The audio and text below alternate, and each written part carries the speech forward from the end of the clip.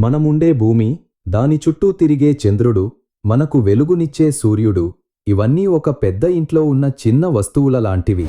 ఆ పెద్ద ఇల్లే విశ్వం, యూనివర్స్. ఇది ఊహకు కూడా అందనంత పెద్దది. రాత్రిపూట మనం చూసే నక్షత్రాలు అగ్నిగోళాల్లాంటివి. మన సూర్యుడి లాంటి నక్షత్రాలు ఎన్నో ఉన్నాయి. కొన్ని నక్షత్రాలు మన సూర్యుడి కంటే 100 రెట్లు పెద్దగా ఉంటాయి. నక్షత్రాలు పుడతాయి, పెరుగుతాయి, చనిపోతాయి. అవి చనిపోయినప్పుడు కొత్తగా గ్రహాలు, నక్షత్రాలు పుడతాయి. ఈ నక్షత్రాలే అంతరిక్షంలోని అన్నింటికీ ప్రాణం పోస్తాయి. నక్షత్రాల చుట్టూ గ్రహాలు తిరుగుతాయి. మన సౌర వ్యవస్థలో ఉన్నవి మనకు తెలుసు. కానీ విశ్వంలో మన సూర్యుడి లాంటివి కోట్ల కొలది ఉన్నాయి. వాటి చుట్టూ తిరిగే గ్రహాలనే మనం ఎక్సోప్లానెట్లు అంటాం. అంటే మన సౌర వ్యవస్థకు అవతల ఉన్న గ్రహాలు.